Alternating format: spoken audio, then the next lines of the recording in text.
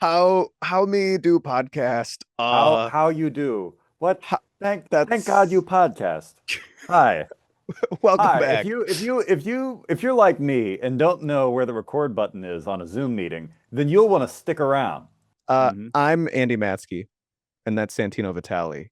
We're two Yes. guys who like talking about movies, introducing movies to each other. That's the name of the game here. Andy, I gotta cut you off right there. I'm juiced tonight. I've got a lot of juice in me, and let me tell you something right now that's really bugging me. It's really grinding my Yeah, gears. You yeah. know what would really plump my fudge? What? If you would tilt your camera down a bit because there's a Okay, lot of headspace above you and it's distracting. There we go. So people can see your shirt. there we go. Yeah, tell them about that shirt, Andy. And this will be Uh, great for our listeners, by the way. yeah. Okay. Andy's wearing a shirt. So for those of you who are just listening to the show, I'm wearing this shirt. It's from Homage. It's kind of this like what would you describe this like heather? It's a heather gray, It's heather kind of a light gray. lo-fi DIY indie punk shirt. Yeah, Hmm. kind of like that. It's by homage of the Washington Nationals, and it has some presidents on it. Their mascots it has Abe Lincoln, George Washington, Thomas Jefferson question mark, and Teddy Roosevelt. And Teddy Roosevelt And looks like a Muppet, and I love it. And yeah, they that's all half kind of of the reason why I'm juiced tonight. they all look kind of like Muppets, and it's pretty great. I wear the shirt out in public, and I have to remind people where my eyes are because their Hmm. eyes get drawn to my shirt. It's Andy's boob shirt. Yeah, So, I go, my eyes are up here, ladies, and hmm. then they walk away and don't say anything else to me. We're juiced tonight. It's warm in Northeast Ohio for the first time, and so are we. Yep. It's a uh, toasty episode here. We're talking about Isle of Dogs, the Wes Anderson film. But first, we have a follow up to last week's letter. We have another letter. It says this: Dear Santino and Andy, thanks for addressing my question re quote the killing. I found it interesting that there are a number of killings in the film, as you identified the slaughter of the heist participants and the idea of quote making a killing driving the robbery. There's also the killing of the horse and the killing of the horse's killer, and perhaps the killing of Johnny Clay's spirit, as evidenced by the final scene. By the way, I'll listen off the air is simply something a caller would say to a talk radio host after asking a question rather than stay on the line. Didn't mean to confuse you, young whippersnappers. You Andy's dad. know, For further reference, and then I don't know if this is from like AI, which I kind of doubt, but but then it's just like a whole list of examples of like radio slash podcast context. A host or caller asks or says, it when they want to continue hearing information about the live segment ends, it's a way of stepping out of the public broadcast. I see, only say there's possibly AI involved because there's emojis. right. And whenever I see that these days, I go, ooh. But dad doesn't strike me as the AI copy paste type. Not necessarily. He I strikes me as the person who would put in the effort to give a chunky list of examples. right. So, I feel like I realized that like once we were done with the episode, because then like we finished the episode and I moved on with my night and I was like, oh yeah, off the air. For some reason, it just wasn't making sense in my head it when we were didn't talking click for about it. me. I have Yeah. listened to my fair share of talk radio as a 23-year-old Mhm. Gen Z kid, but didn't catch it. Which Yeah. I think I was in the glad wrong clarified. headspace. Yeah, I was not in the talk radio headspace as well. But if you want to write us a letter and have us go, oh yeah, write us at the only problem with Santino and Andy at gmail.com. I'll Yeah. flash it on the screen if I remember. Hmm. And you write us and we'll respond and we'll say Or nice not. things, We might just read your question on air and then we'll just stare. laugh. Yeah, and just crumple it up and throw it. You never We know. could. We could be You'll really see. passive aggressive. You That's the could thing. see. You don't know us. We could be horrible. We could be Yeah. great. You never know. Yeah. You don't know. You don't know what you'll get. Um, I want to talk about something a little different before we get into Isle of Dogs as well this week. We already talked about the weather, so I don't know what we got now. There's some mild news in the movie scene, very mild, made a headline or two that Viggo Mortensen is being recast in the Hunt for Gollum film.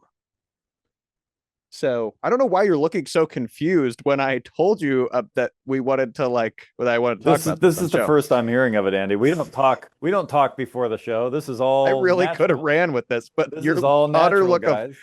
of confusion. Santino's a good actor, by the way.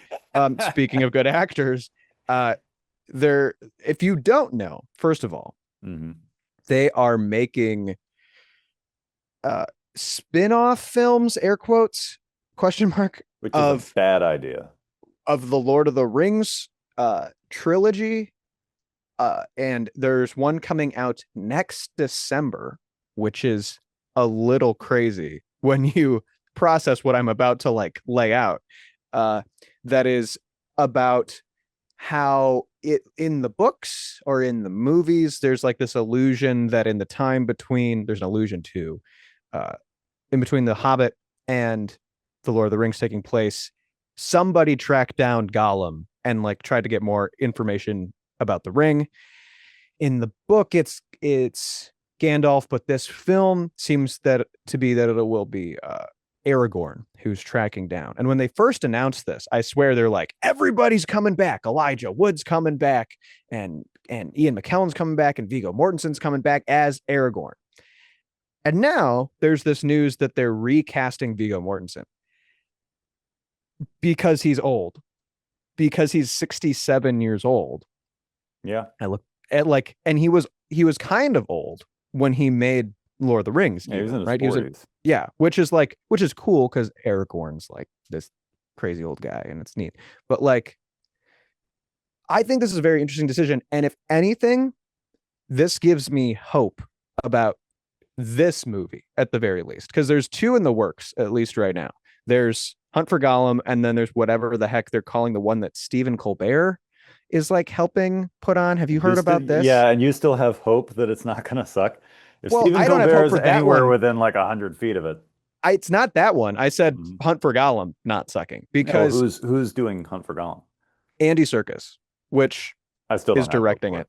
it. I don't have hope for I it. have hope for it because they're not just this decision, besides kind of being the obvious thing and maybe even being like a scheduling conflict or Viggo Mortensen saying no, shows they're willing to go forward with a project that is not solely based on nostalgia. It gives me a glimmer of like, that's what this could be. It obviously is all of this, but they're taking a couple creative decisions that won't just be that. Unless they just recast Aragorn as a woman. We could always have the old gender swap. Now, You what's never know. interesting is the only cast member that they've like said or like person that's attached to it is a woman, and I forget who it is because I was like Is it Kate Blanchett? surprised. No, it's not. It's not a returning. It's not a returning Yeah. cast member. See, the So, only one aside from Elijah Wood who might be able to reprise his role, but even as young as he looks now, he still has aged noticeably. and Andy Serkis is playing Gollum, obviously. Well, yeah, but I mean, that's a digital character, so that's you don't have to really worry about the age. Everybody else has aged noticeably. I think you could almost get away with Kate Blanchett because she always looked old, and that's like why they cast her. That's not an insult, but just like that's why they cast her as Galadriel because she was meant to seem both old and young at the same time. And at the time, I believe Kate Blanchett was in her 20s or maybe early 30s. I can't remember exactly, but now, she's like in her 50s or something. But I think you could still get away with it. Kate Winslet is the only person actually attached to the film right now. Another Kate. Yeah. Interesting choice. Yes. Two Kates Two could be Kates for the price of attached. one. What they need to And they're do is not saying who she's recast. playing. Yeah, well, They need to they're going to want to recast keep that. everybody. This is what like I would be fine with. And I don't see how the Colbert thing could be decent at all because I'm interested to see they're gonna have to make up so much stuff. I mean, Mhm. those are like I think we've talked about this. Those are like the most part of why I'm bringing this all up is the Lord of the Rings films are near and dear to both of our hearts. Very formative for me. I love the books as well. It, but it's like they're doing what everyone's doing, which is building off an existing IP and milking it for all it's worth. And half of it sounds interesting and half of it sounds really bad. And it sounds like they're trying to develop more, Mhm. which is like, and I haven't seen they did that anime film a couple years ago, The War of the Yeah, Rohirrim. that was I a have that was a not bad seen that. idea too. Yeah. Basically, everything they've done except for the original trilogy is a bad idea. The Hobbit was a bad idea. All this other crap is a bad idea. They should just leave it alone. They don't Well, make and films like that anymore, and there's a reason for it. it's just I'm so interested to see what happens, and like maybe just like how bad it could be. Because I mean, Andy Yeah. Serkis is a great actor, As a and he's director, he's made some choices.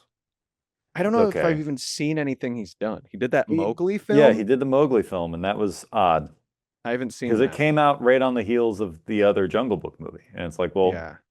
I don't really know what we're doing. The one thing I wonder is, regardless of how many people they recast, whether it's just Viggo Mortensen's character or a few others, are they going to try to recast people that at least look kind of like a version of the character? Because if you recast someone to play Aragorn, they have to kind of look like Aragorn. Otherwise, this is like a whole other universe version of this thing, and it just feels odd. Yeah. Or don't do it at all, which would be my vote, but don't make any movies. But that's just me. Yeah, it'll be real interesting. The real Real question interesting. is, where are the dogs? Where are the cats? That's the question. I would say They've who been let the eating the dogs out. dogs. They've been eating the cats. There's so many people. Lots Uh, of people have told me about this Isle of Dogs. Let me tell you, I don't have a lot to say about it. It's going to be a short episode, Andy. I don't think it's gonna So be a many short people episode. loved it. I think you're gonna talk about how you hate this movie for an hour and a half. I mean, I could. Spoiler to the audience. Which is I could take some time on this, Andy. That's just so interesting. I mean, we might as well because I'd love to hear it. Yeah, we're talking about Wes Anderson's Isle of Dogs. 2018. 2018. There we go. 2018 film. You want to give them a synopsis about what this is? The synopsis of this film is it takes place in the near future in Japan, where they've outlawed dogs and they've sent them all to this island. And because of this dog flu, and there's like a dog hating faction that's running the government, and they love cats.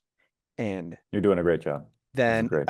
I literally just watched this movie like Today? 2 hours ago. Yeah. Wow, you let it go to the last minute. See, I watched it last night like a professional. Well, I was busy last night. Yeah, well, so was Thank I, you. but I had to put my life on Oh. hold so that I could watch Isle of I'm Dogs. sorry for getting in the way of all your opportunity.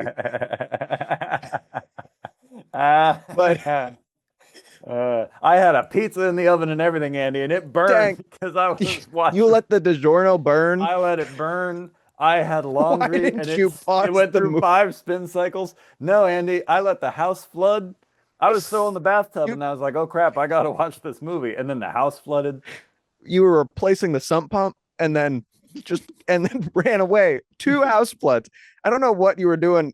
You were really worried about how dirty you were getting replacing the sump pump, and so you ran the water I was already. like, I'm gonna get a shower, and I'm like, no, wait, it's time. I can't let this go to tomorrow. This is super important. Everything, my entire life went. You want to off know the why? rails. You want to know why I didn't watch this movie yesterday? Why? Because it was my birthday. Oh, So there. And you didn't wish me Oh. happy birthday on my birthday, which is only fine because I could not tell you when your birthday is. I wished you Merry Christmas. You did. Yeah, on And it your was birthday. great. Yeah. And then didn't address my birthday, which like I'm almost like, which was great. Because you're like, Yeah. I just want to say before I forget, Merry Mhm. Christmas. Because Right. we have this running joke about saying Merry Christmas. Yeah. Because we said Well, I yeah. was gonna say happy birthday, and I thought, no, wait, he won't see Merry Christmas coming. So I told Merry you Christmas was good. His happy Hey. birthday's too obvious. I appreciated the greeting regardless. I did not care. Also because I was like, he did wish me Merry Christmas, and I couldn't tell you when he was born. Right. So And he 'Cause was it's a born summer April birthday? 13th, 2003. it's His yesterday. Social Security number You're not is 5501.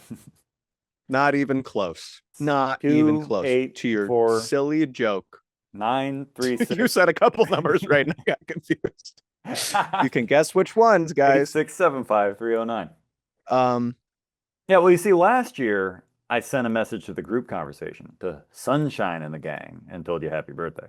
Yeah. And this year I was like, I'm not going to do that. I'm going to do Merry Yeah. Christmas. I because- really appreciate it. I mean, honestly, Mhm, I think I only had one group chat happy birthday, mhm. and the rest was like people actually saying, "Hey, You're 45 now, happy right? birthday." I'm 45 years old. If you were born in No. 2003, my math checks out. Yeah. 45. Yeah, you know, yeah, you're Yeah. right. You said the year I was born, so I'm 45.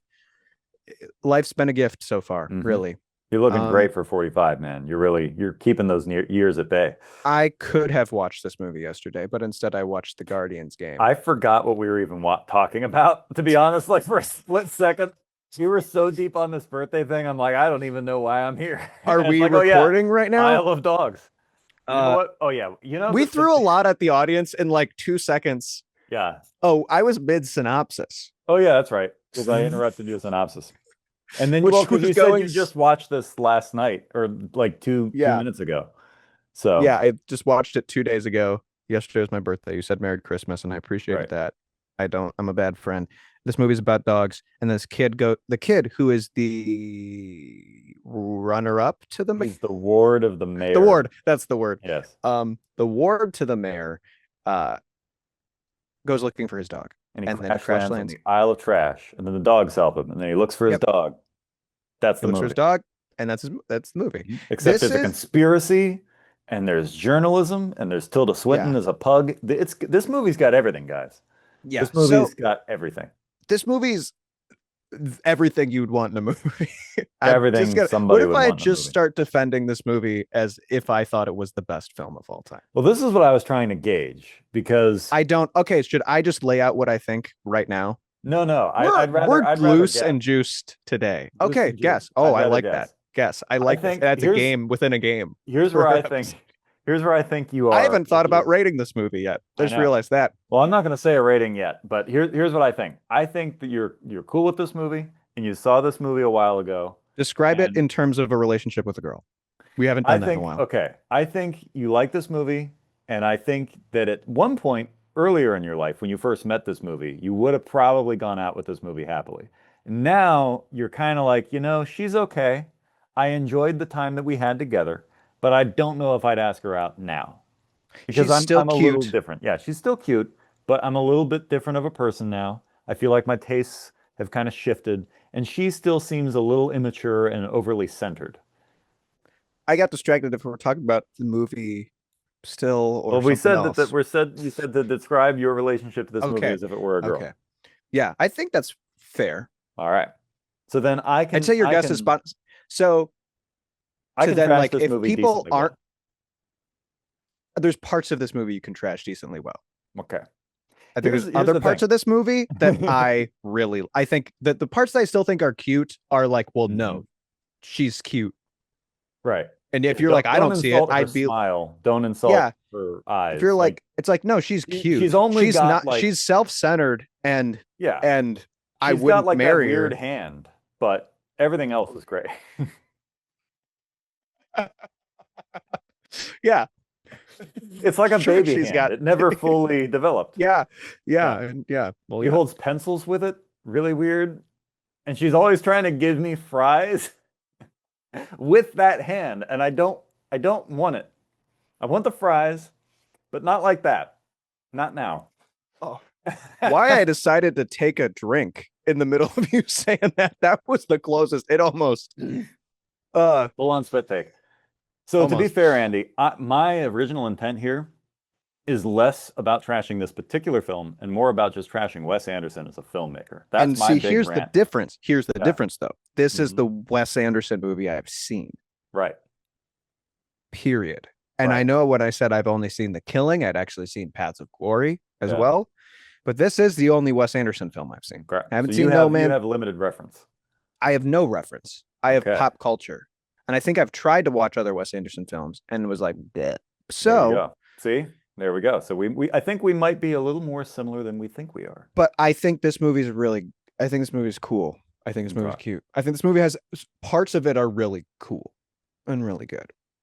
Well, since And there's- they work especially well because of what the movie is. You can't really transplant a lot of what I think is cool about this movie onto another project. true. I So mean, you it's want to in the lead us? I through can our I mean, excursion? yeah, let's do that this week. It's a little different, but like I think, and I mean, hey folks at home, I don't think we're going to do play by play. We say There's that a not a lot lot and that then we we could. do. There's yeah. not a lot to do.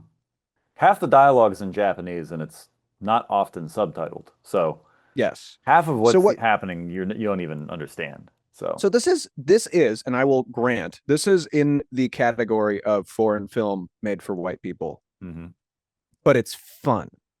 And the difference between foreign films for white people that suck and foreign films for white people that are fun are that one takes itself less seriously. And I think this movie does not take itself 100% seriously. Right. In some very interesting ways, by the way, like ways that I don't know if I even like quite track right. But I think visually this movie is really fun. And granted, it follows a bunch of like Wes Anderson conventions, but I think Wes Anderson's conventions work better in animation than I could imagine them working in live action. I like how this feels like a Japanese American co-production. I think that's fun. I enjoy that. And like the visual style of it, of like having the kanji characters and the English text all in one. I like that. I like that there's dogs. I like dogs. I like that there's You're dogs. a cat person and I'm a dog person, and I think that's why you hate this movie. And it's not because of dogs. That's my entry. So like this movie, if you haven't seen it, is kind of about this like this group of like 5 dogs who befriend this boy as they try to help him find his dog, and on this Isle of Garbage. And it's just neat. I think the characters are fun. I mean, they're not the best ones in the world, but I think the fact that they're like funny people. I think Bill Murray's little doggy is fun. That's fun. So the characters are interesting, but I don't know. Where do you want to go?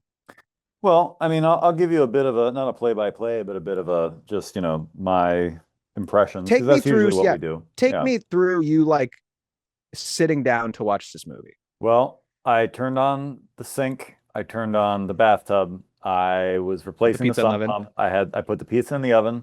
I set an egg timer and let that boil over. I let a whole bunch of just random people into my house.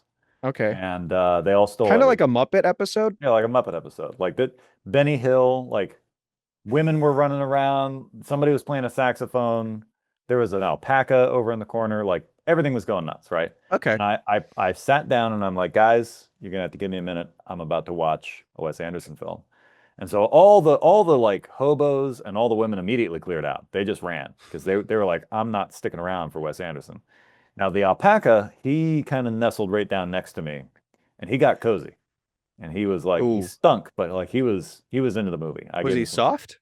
He was very soft, and so I just kind of sat there with the alpaca, and I watched the movie. And so the movie, hey, I'm gonna cut you off. Yeah, I don't think you gave yourself the idea. I'll say it. I don't think you gave yourself the ideal setup for watching this movie. Well, we had headphones, the alpaca and I, so. We were locked in. It didn't matter that, water was pouring through the ceiling by this point. We were locked in. Okay. And I had on my comfy pants.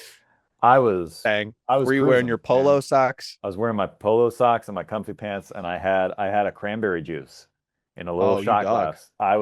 This isn't cranberry. I picked this up not because it was an example, but I was just getting water at the same time that I was saying I had a little cranberry juice. And I was ready. Secret sauce. Daddy need juice. I'm glad we took a sip at the exact same time. Yeah. Cheers. I mean, look, guys, on this show, we rehearse. This is all scripted. I mean, we've scripted this out. So there are no mistakes on this episode in particular. So I sat down, I watched the movie. The movie came on, and it's immediately all in Japanese with tiny little subtitles, which I imagine in a theater on a big screen works, but on a TV, you kind of got to squint to see those things. And we get this like protracted opening titles, and immediately, yeah, that's the soundtrack. The soundtrack. Let me tell you something. I'm just going to bring this up right now. You know how you despise the music in There Will Be Blood?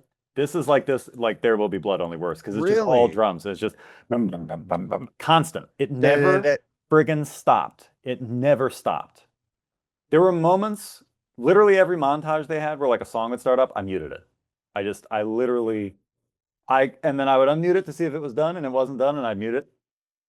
I'd unmute it to see if it was done, and it wasn't done. I muted again. Wow. It was like nails on a chalkboard.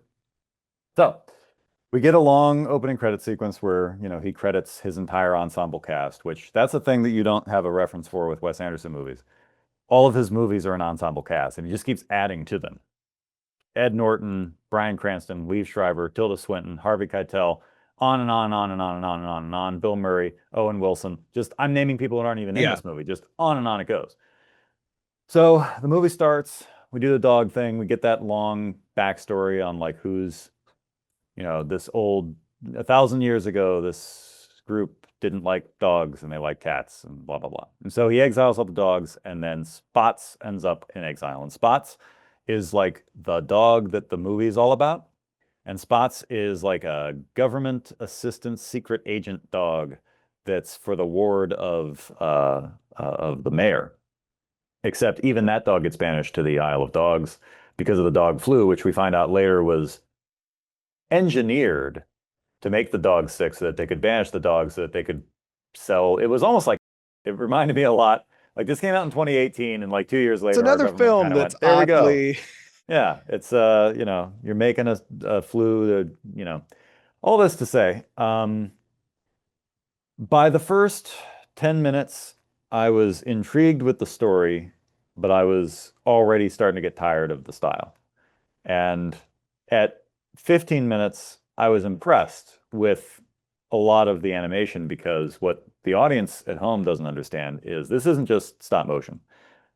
These are animated characters in stop motion with fur. And fur, for the layman out there, for the layman, fur is like a nightmare in stop motion, because every time you touch it, it moves and it changes. And so like on the original King Kong, his hair is always bristling because they were touching him. And also it was rabbit fur, which is really soft and tends to like imprint really easily. So I know on Isle of Dogs they used alpaca, which is why I said alpaca, and they also use mohair, which is a little stiffer, and you can kind of tell. Mohair? Yeah, mohair. Not less? Yeah. No. They use even mohair than you would think they would need. And strangely, I thought for sure, and this is kind of where I'm going to be loose with this, because there's really not a lot to the story here to go over. And it's kind of convoluted. There's a lot of like flashbacks and track forwards, and we're kind of non-linear a bit again. And Wes Anderson's not the best at non-linear, so it just gets confusing. It's kind of just flashbacks. I think not calling it non-linear would be calling it's it. Well, it's a lot of flashbacks that we don't really need, that would have been better to have in order.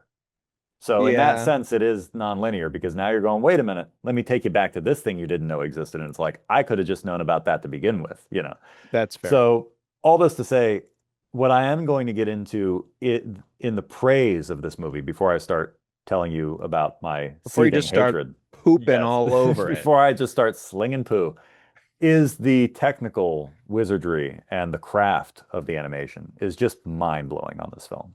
I've seen a lot of stop motion films. You've seen a lot of stop motion films.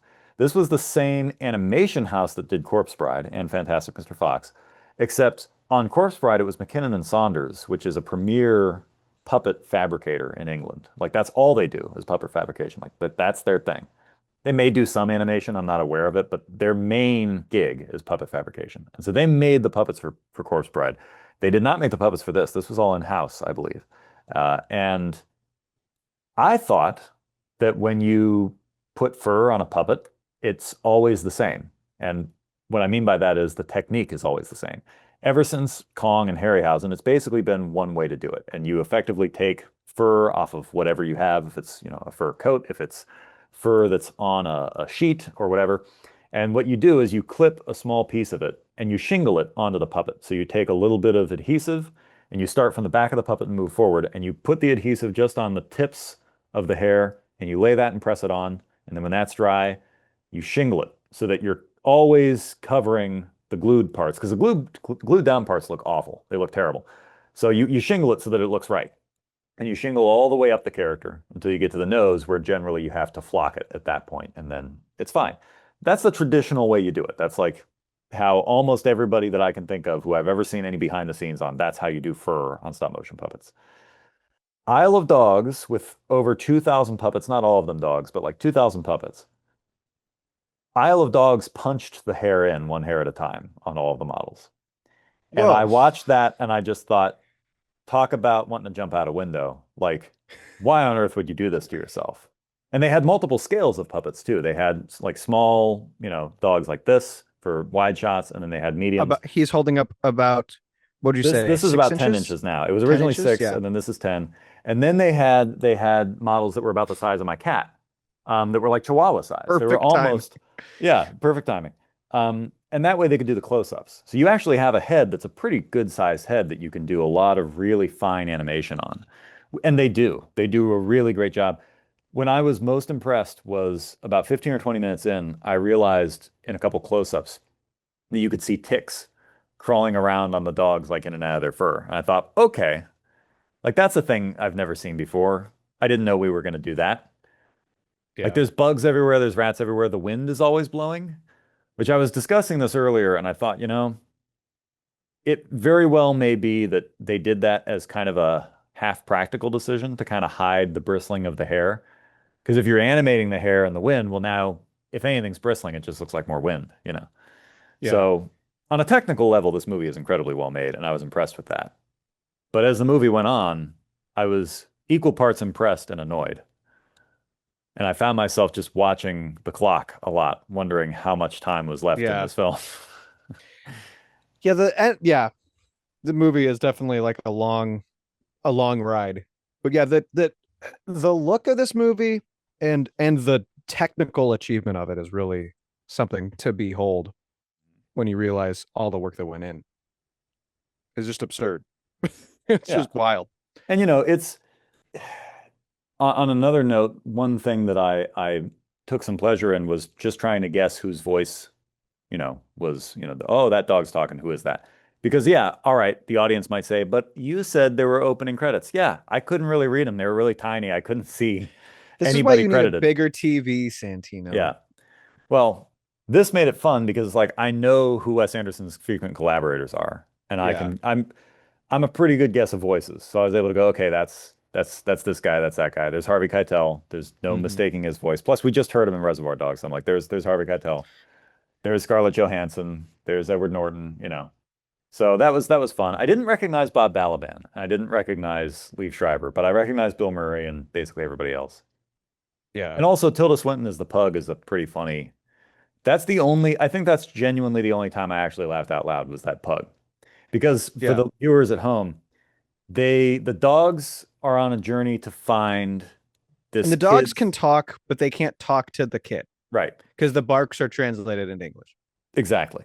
Which is more clever to say than it is to just act it out in the movie. But that's a thing. And the dogs are helping this kid try to find his missing dog Spots, who landed on that island a while ago. And Bryan Cranston's character, Chief, is this black dog, and he bites. And he wants you to know that he bites. He's been astray for most of his life, and there's a whole character arc with him and the kid, and then it's like found out later, like the kid gives him a bath, and here he looks just like Spots, and apparently he's like Spots' younger brother, the runt of the litter, blah, blah, blah. We find that out later. There's a ton of reveals that ultimately land flat in this movie because of the way it's presented, but these things are presented to us. Spots one is like, oh, no way. I did not care. I didn't care at all. By that point, I was because you didn't care. Yeah, I was so ready for the movie to be done by the time we got to Spots. I was like, whatever.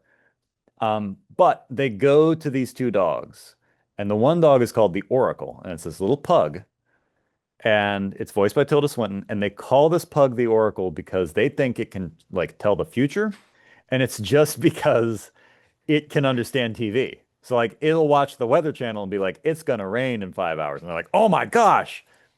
Yeah. I love that. Like, I wish there was more of that. Like, those kind of jokes through the whole movie, because I love that. That was, I think, the most clever thing in the whole film. There are a few other moments that are fun or whimsical, but that was actually, to me, that's when I went, like, that was my laugh. I went, you and the alpaca. Yeah, me and the alpaca. Well, the alpaca went to get some feed at that point in the film, so he missed it. Oh, poor guy. Yeah. His name is Preston. Preston the alpaca? Yeah. He's from Preston, Idaho. That's why they called him Preston. How'd you get him in town? He's in town for the Cleveland Film Festival, which is currently going on. Oh. That's actually Why are you not there? because I always forget that it happens at this time of year and it's really expensive and pretentious. Oh, The Cleveland Festival is an Oscar qualifying festival, so everybody and their mother is going to be there. Like, good luck getting in. It's crazy. well, I just meant like to like hang out. Yeah, but you got to pay to get in. Hmm. Like all festivals. You Like can't just like walk most in. events. Yeah, like most events, like all things, like even school plays, apparently, you have to pay to get in now. You can't just go to Yeah. a school play. Also, I think I told you this a few days ago, but the I'm not going to say on air who, but a member of the Cleveland Film Commission butt dialed me like That's 2 days ago. incredible. I got this call and I recognized the number because it's a 219 or whatever. I'm like, oh, 216. this was 219. Well, Everybody he's that not I've from had around from- here. It's Beechwood. Or sorry, yeah, 216. Not 219. 216. Hey, at least a 6 could be a 9 if it was upside down, Andy. You know what I'm saying? I live my life by that Right. at the end of the day. But I saw the number. I'm like, oh, this could be somebody I know. And then like I picked up. I'm like, hello, and I just hear like wind noise. I'm like, hello, and I hear. I'm like, what the heck is going on? And I'm like, hello, and then I hear, no, tell me what you got. And it's like cutting out. I'm like, what is going on? As best as I can figure, he must have been singing to himself, like in the car. I didn't hear other music playing. I think he was just a cappella, just like belting it out. Oh wow. And I said hello a lot, very loudly. I'm guessing he didn't hear me. And so I'm like, I'm going to hang up now. I don't think he's ever going to know that like he butt dialed me, which That's also is a incredible. whole other tangent about like, how do you possibly butt dial people at this point with the way phones I've are? been butt dialed. I've looked at my phone and I'm calling somebody and I go, I don't know oh. how that's possible. You know what? I think I do know how it's possible because all the new friggin' phones, they got rid of the button. See, I have to press the button in order to make this thing come on. The new phones, you can just like swipe or shake it. So that's what it is. Your butt's swiping around and it's shaking, and all of a sudden you're dialing. I've never butt dialed anybody. 1 second. By the way, Uh, this is the Isle of Dogs episode, guys. Just in phones case. phones have the iPhone hasn't had a home button in 9 years. This is a 2022 model. Yeah. That is an SC, but like the main flagship Yeah. iPhone, nearly every iPhone they've produced has And not that's had a why home button people in get 9 butt years. dialed. We If got to we all check the used statistics SEs if butt dials have gone up. Well, they have to, because if we all used SEs, we They wouldn't have butt to. dial. They have to. Think about it. Yeah. You can't Oh, butt I mean, dial with yeah. an SE. And now I'm gonna have to be like everybody else and end up butt dialing people because now my SE phone, the home Do you know about button the is broken. iPhone 17e? I think that's what you should get next. I've That's- been meaning. This is it's the off the air. cheapest one. We were talking about the Cleveland Film Festival, which was Mm-hmm. pretentious. And speaking of pretentious, we're talking about a Wes Anderson film. Yes, I'm glad you got it back around because I was starting to forget what we were talking about again. So, yeah. Tell me why you don't like this movie. Do Okay. I need to bring out the graph, the Venn diagram again? I have a Venn Venn diagram. I have a Venn diagram. Okay. Yeah. So I don't know if we need to, you bring it up when it's necessary to your argument. well, yeah, I'll bring it up here in a minute. So blah blah blah blah blah blah blah. The dogs help the kid. The kid finds his dog, who isn't dead and who is actually like now the leader of this underground pack of dogs, and he has a pregnant wife. But then his dog, who swore allegiance to him, just goes, I got a wife now. How about you use Chief? Because he's my brother. And then they do that. I'm like, well, this was kind of pointless. And then there's a junior reporter who has 209 freckles. Exactly. Greta Gerwig. Yes, has Greta Gerwig. Amazing hair again. He has as a important character. hair. Yes. Important hair. He gets that a lot, actually. If I ever have you watch House of the Devil, there's some important hair again.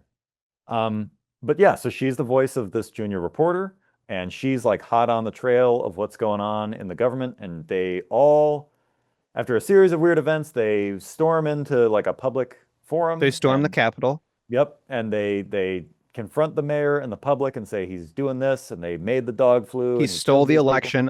Stole Our the lines election. in this movie. Yes.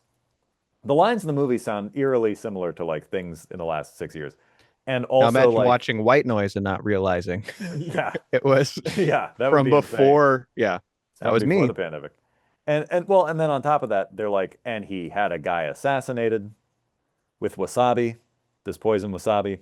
And so then he like cedes his position, and the dogs get let loose, and everybody's all happy again. Yeah, And he has the a kid loses change of heart. kidney. The evil villain mayor, Yeah, which is super a bizarre. change of heart, and gives his the kid a Boris kidney. Karloff, Rankin Bass Yeah. looking associate like has a fight with him. There's a Nearly. lot that Well, happens. we think it kills Spots.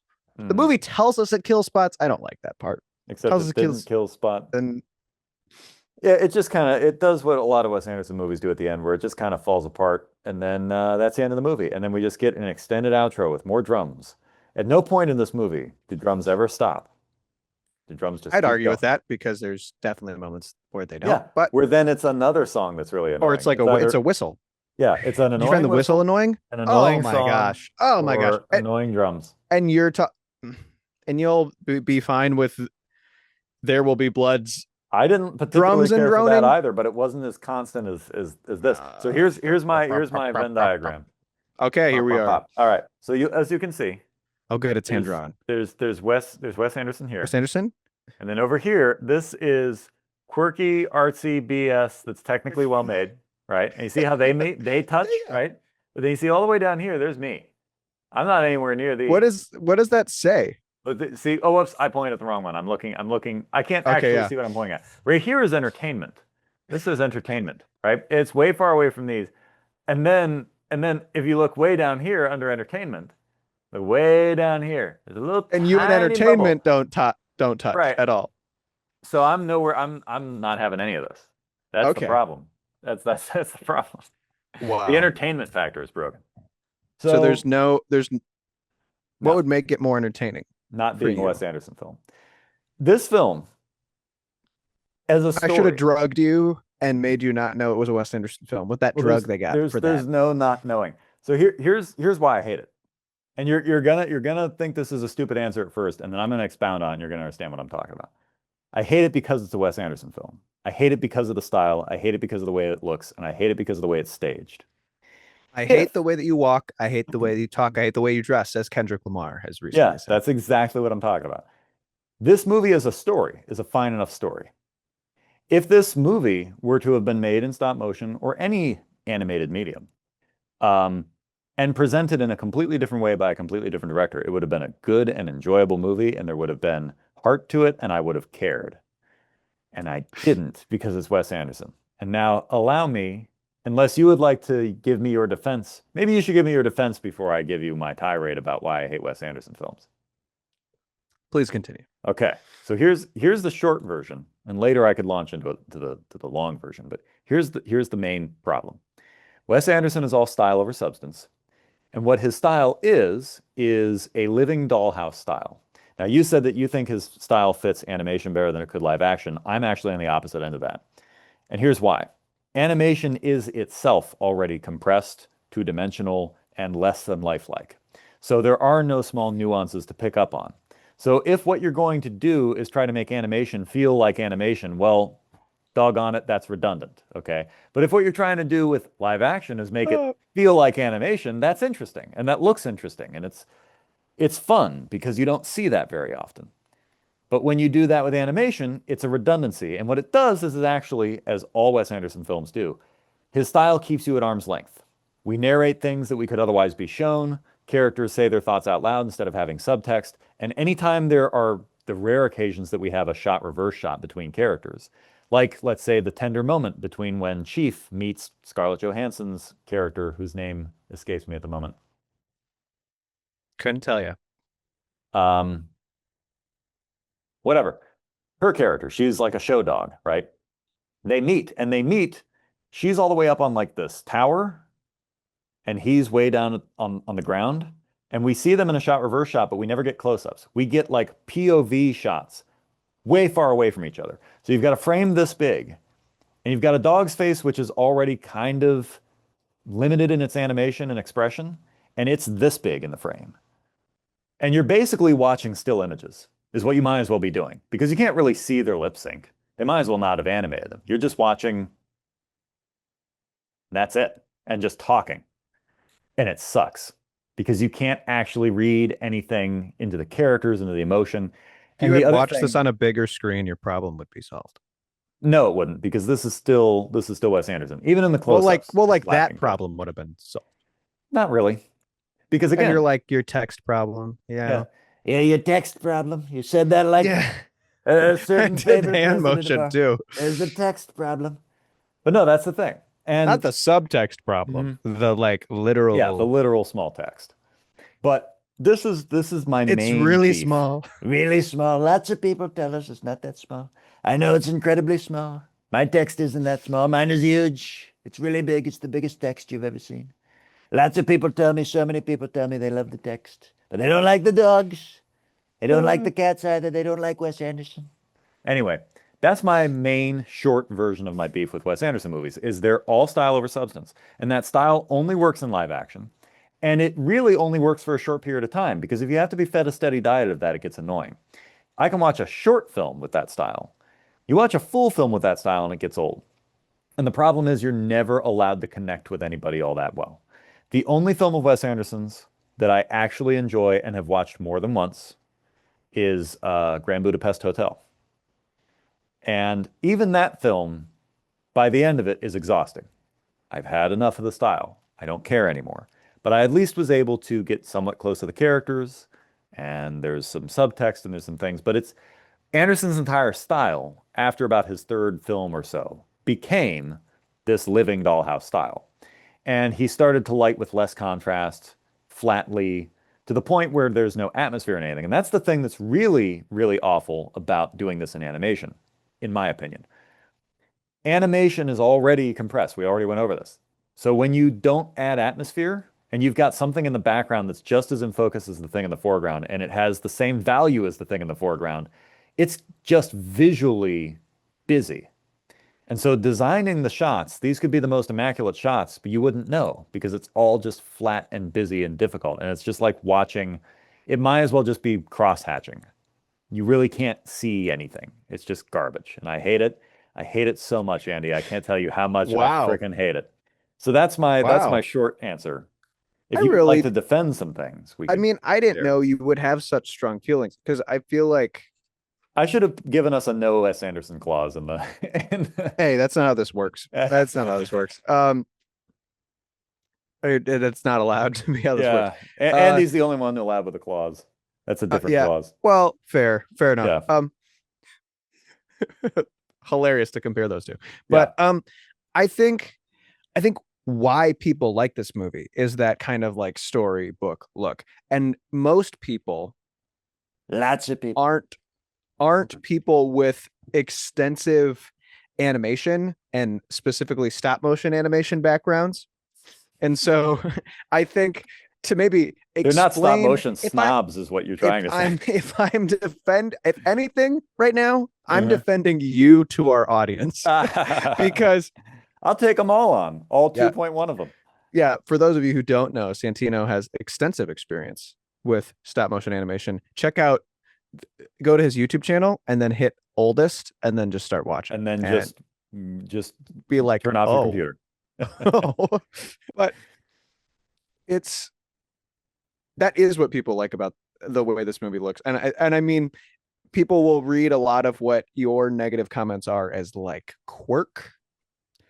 And I think that's kind of what this movie is really interesting to me. And maybe this isn't a direct defense of the movie. It's more what I think about the movie as someone who likes it. So it's a passive defense of the film. Hey, defend away, man. I don't care. I think part of what people latch onto this movie is that it's a kids movie for adults done right. That's okay, but that's all Wes Anderson movies, though. I just want to give you that little tidbit of information because I know that you're not privy to that. And all here's Wes the thing. Anderson movies are that. The people I know who like this movie aren't privy to that either. Right. If they were, So- it would be so less again, special. You might want to leave your baggage on the trolley, No. mister. I like my baggage. It was me, the alpaca, and a whole bunch of baggage all on the couch last night. And even he was like, Oh, you might want to Preston. move some of that. Yeah. Me and Preston. Preston had to put up with a lot anyways. And here's what I mean by that, because I was actually talking with somebody on the phone about the movie today. Friend of the show, local historian Jack Prochaska and I were talking about the movie, and I said that like, yeah, it's like a kids movie made for adults, and he was like, yeah, but like not gross, like not like other like kids animated movies for adults take it so far Adult, yeah. into like yeah, they put the adult in Mhm. for adults, and this movie doesn't do that, and I think that's really interesting. But this movie definitely decided to be PG-13 and not I think that's PG. only because of a little bit of language, but the language makes sense in regard to referring to a Well, female canine. So, there's dams, there oh yeah, is there's always, suicide brought yeah, up, like it's there's thematic, and blood. that's if you look it up, it's like it is thematic is why Mhm. it's rated R or something like that. And You mean PG-13? or yeah, PG-13. My fault. I apologize. Other Wes So Anderson I'm movies sorry. are rated R. So Yeah. it's interesting to me that this movie you're making like this is just like only a guy who has such a pedigree could make this movie because you're just like you're telling me you want to make a PG-13 stop motion movie. Mhm. It only is in existence because it's a Wes Anderson film, pretty much, which is unfortunate. But so that's what people like though, is they like that it's kind of this like it's a kids movie, but it's really well done. Is what everyone who watches it I know like thinks. And so you hate that, but that's what people like. Yeah, everything. Look, I know why people like Wes Anderson movies. They're wrong. I'm just gonna say that. It's stupid and wrong. The thing is, if I might dial it back to like an actual opinion instead of a gross exaggeration, I understand that people like the quirk. What I'm saying is the quirk only takes you so far. And the things that actually matter in movies, like character development or any emotionality, is held at arm's length because of that style. And the weird thing is, he developed this style over time. This was not his initial style. If you watch his first few movies, Bottle Rocket or Rushmore, or even after that, I forget if it's Royal Tenenbaums immediately after that. I forget what comes after that one. But his first three movies really weren't fully this style yet. They just felt like indie movies from the 90s. And they were fun. They were fine. And the more he developed and the more he clung to this style, the less I enjoyed it. And again, I get what he's doing. And I think it's cool what he's doing once as like a one-off movie, but to make this your sole go-to Yeah. style all the time, I'm over it. And I think again, in my opinion, I think it works best in live action because you can have a ridiculously wide shot reverse shot of people having a conversation. But if it's live action, you're still able to read the human face even at a distance. When it's animated, all you've got is what's animated, and it just Yeah. feels hollow. There's a whole other element to. I've seen most of Wes Anderson's movies too. That's the thing. I've seen the bulk of his You filmography. you poor thing. Yeah. And there's That's not one, sarcastic. yeah, there's one movie of his that I could have you watch and it would end this podcast. That's how much you would hate it and be repulsed by it. I'd like have to give up movies for a while. Which Yeah. one is it? It's Moonrise Kingdom. Okay. Yeah. There's know if a I whole know. thing in Moonrise Kingdom that's real weird and creepy, and it's about these two kids that fall in love, and yeah, it's real weird. It's a weird movie, and it's not fun, and it's not funny, and it's just dumb, and I don't like it. And that movie, that was the beginning of my disdain for Wes Anderson films. And he won me back a bit, like I said, with Grand Budapest Hotel. And then French Dispatch was garbage, and it just became more and more garbage. And here's the thing. So that I'm not just completely crapping on this other filmmaker. No, keep going. He writes interesting stories, but the style gets in the way of that. He knows what he wants, and he's good at getting what he wants. And I like the idea of what he's doing. I love that he makes, and here's the thing you'd probably love about his live action is he tends to mix stop motion and miniatures even in the live action. So there'll be Yeah, like I like that. in the French Dispatch, there was a scene because that was an anthology, and so there were multiple stories in this movie. And there's an anthology. What was it? I think it was the fourth story or something. There's one toward the end, and there's like a shootout because there's always a shootout in Wes Anderson movies.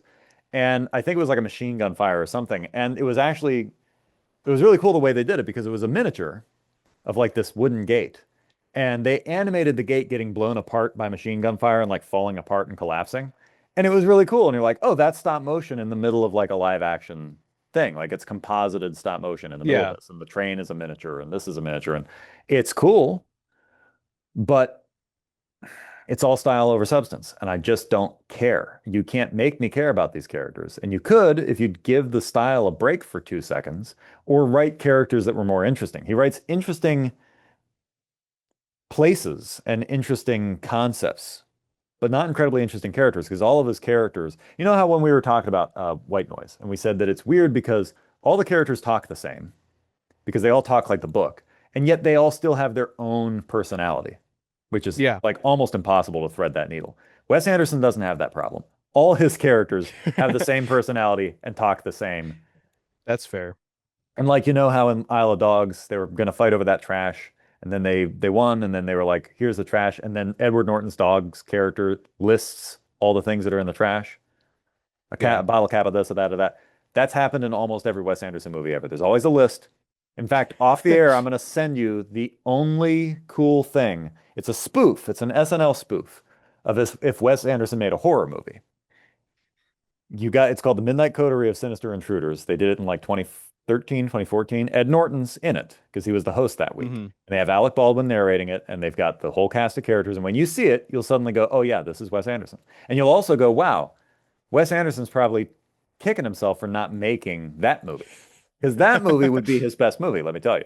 Everything else, not so much. But that's my big beef. And the other beef I have, of course, is that Wes Anderson is a competent filmmaker, but he found a style that effectively allowed him, and I'm going on record saying this, and this is going to come back to bite me at a later date, so I'm not going to expound on it a whole lot. So there's less ammunition against me later in case the Oscars ever come knocking. But he found, and I'm honestly a little jealous of him, he found a loophole in filmmaking, which is if you do this style where there are no J cuts and there are no L cuts and everything's awkward on purpose and everyone delivers their lines in a stiff manner, guess what? There's no such thing as an edit that doesn't work. There's no such thing as staging that doesn't work. There's no need for a take 2, and there's no such thing as bad acting. You literally signed yourself a blank check to make purposefully awkwardly paced, like bad movies that are technically well made with good actors in them who are not giving normal performances. And because it's under the guise of this style, you're getting away with making bad movies for a living, and people applaud you for it. That's like that's my beef. I have so much beef, Andy. I've got some chicken. I've got some alligator in the fridge. I've got meats of vengeance. You got a whole fridge full of beef. Yeah. Vengeful meats. Angry, glistening with the sweats of anger. Oh, and I'm just soaking it all in. I'm just here for the ride. I might not have the look on my face, but I'm enjoying this a good deal. I'm glad, because that's about the extent of how much I want to rant on the record. I don't want Hollywood firing me in 10 years because of my opinions. Well, then we might need to edit the show down. No. A lot. I can defend this. There are other things I'd like to say. I'm not going to say on the record. But it's like, it's interesting Character because, assassination. Yeah, it's kind of weird. This movie, I think I remember when I first saw this, I was like, oh, like the reaction kind of to some of the twists would be like, oh wow, wait, no way, oh no, never mind. It's kind of the way it goes. So it's an interesting film. I needed you to see it just because. When did you see this movie first, Andy? Oh, I don't remember. It's a while ago then. Yeah. Yep. And did you see it in the theater? Did you see it at home? Oh no, home. Okay. And you never saw Fantastic Mr. Fox, his other stop motion? Okay. It's a lot like this. If you like this, you'll probably like Fantastic Mr. Fox. In fact, you'll like Fantastic Mr. Fox better. I like the look of this movie a lot, though. Fantastic Mr. Fox looks just like this movie. But this one's not in Japan. This one's in Japan. Or Fantastic Mr. Fox is in Fox Japan. is not in Japan. Yeah. Well, what you think of this? Like Miyoko. Yeah. Is it just because you just want to be able to do your Jerry Frick voice while you're watching the movie? Yes. Like watching the movie and the minute the dog says something, like, oh, very clever. Oh, like Atari shows up and I'm like, oh, Atari. Oh, right. Yep. This is the episode that gets us canceled 5 years in the future, Andy. I think this could get us canceled now. Nah, not enough people listen to the show to cancel us now. But That's true. when we're big and important and rich, then they'll come for us. Yeah. Then they'll come and get us. Well, if you want to come and get us, is this, well, we have to talk about, so you didn't like the show. It doesn't have your heart. What would you rate Right. it? Well, are we to the rating, or did you want to actually say some more positive things about the movie? No. No? Did I I don't just have a lot to completely say about crush this your movie. spirit? No. Okay. It's like, I think this movie looks really cool and is really fun and like does Mhm. some interesting things stylistically. And by Yeah. stylistically, I mean quite literally the style of the art of Yeah. the film. Right. No, I know don't what you mean stylistically necessarily, just to make it uber clear, maybe to our audience. I'm sure, we have a mind meld, so you always pretty much know what I mean. I don't necessarily mean the Wes Anderson style of the film. I mean part of that like, is the art of the part of film, it. though. Yeah. Yeah, That's really, if but you, like I said, if you had seen Fantastic Mr. Fox, you would know that this is on par. Yeah, I mean, rating, we're gonna have to do the subjective objective like we did on Malignant, because my subjective rating is like through the I floor. see what you put in to our Google sheet already. What I put, I can't remember.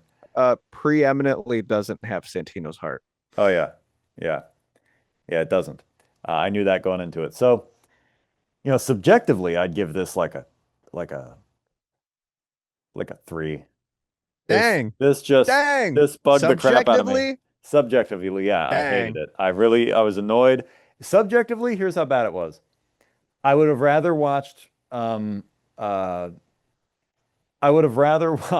Rod 3 times in a row before I had to watch this film again.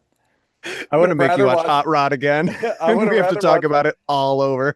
I would have rather watched Hot Rod twice back to back, and then that Bigfoot one back to back, and then Hotel, what is it? Hotel Abaddon, Hell House LLC. I would have rather watched that. Yeah.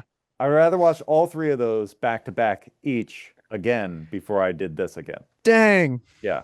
I was squirming so hard in my seat watching this. I wish I could have been there. Yeah, it was Being the drums again. It was something. Yeah, I'm telling you, man, the drums really irritated me. They really grated my cheese. Noted, man. So yeah, 3 subjective, objective. It's really well made. The craftsmanship is there. The story craftsmanship. The craftsmanship. Guys, well, let me tell you about the craftsmanship. They individually punched the holes. They punched the hairs in the dogs, and then they made different scales of dogs. Guys, I don't think you understand when I say that they made 2,000 puppets. They made 2,000 puppets out of silicone, guys. Guys, it was magnanimous. It was amazing. It was the best thing I've ever friggin' seen. I'd like to shove this film into my heart so I can live with it forever and ever, because it was amazing. That's what I would say if I was a Wes Anderson superfan. A lecherous Weasley Wes Anderson superfan. I've laughed so hard and so abruptly. Now I feel like I'm getting a hernia, like right in the middle of me. I'm crying. I think I drooled a little. Magnanimous. Yeah, that's a riff on a friend of mine, Jesse Thompson's fat voice that he used to do for us back in 2013, back in the good old days when I used to work at Thompson Target Technologies. And he would come out around lunchtime and he would do that voice and he'd rub his stomach and he'd be hungry. And it was hilarious. Hey guys. Yeah. Anyway, just love it when you take that with you the rest of your life. So I would have to give this film an objective rating of like it's a 6. Yeah. Objectively. But I hate its guts. And I want it to be like a -10. So it's a 6. I gave it a 6.2. I've never been interested in the story since I watched it the first time. Yeah, it's not always just like yeah. Wow, it looks cool. Yep. Yeah, for the craft only.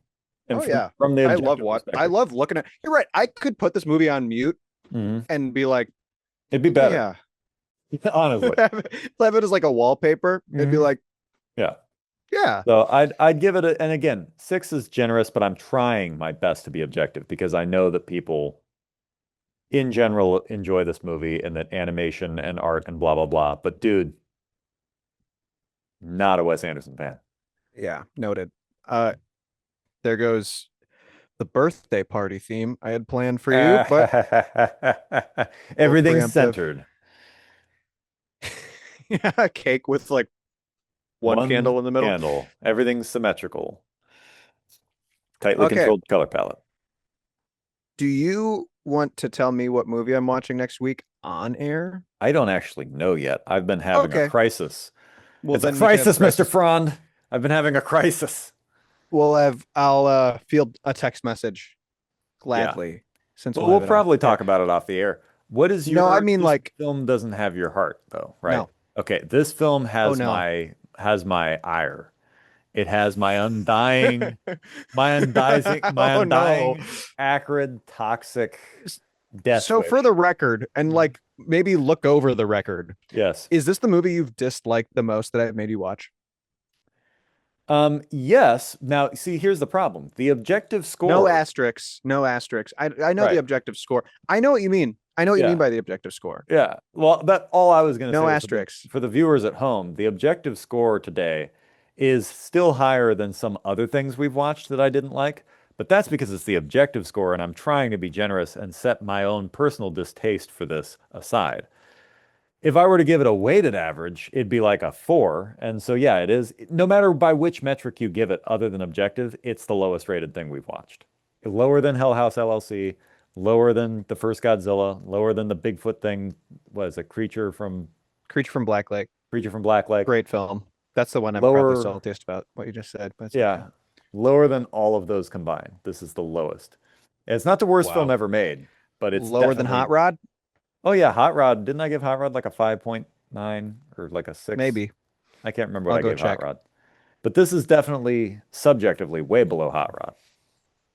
Like I said, subjectively, this is like a 3. Nice. So Nice. That was the show. yeah. Thanks for listening. Like, if you comment, also review. dislike Wes Anderson with a passion, the burning of the sun, like, comment, review, subscribe. Yeah. Write us a letter to tell us about your hatred. If you love him, yikes. Write us a letter. Tell Andy about how much you love him, and make me. I'd love to hear it. Just pour hot coals on my head. Make me squirm with your love for this filmmaker and everything he's done since 2008. Yeah. We still don't really have an ending for the show anymore, do we? We never figured No. out like a proper ending. What do you think we should do? Do we think we should have like a sign off? We should. What did Art Bell used to do on his sign-offs? I don't actually remember. Coast to Coast sometimes has this fun song they play at the end, but I'm sure George Norrie says something before that. So I don't know. Keep one eye on the skies.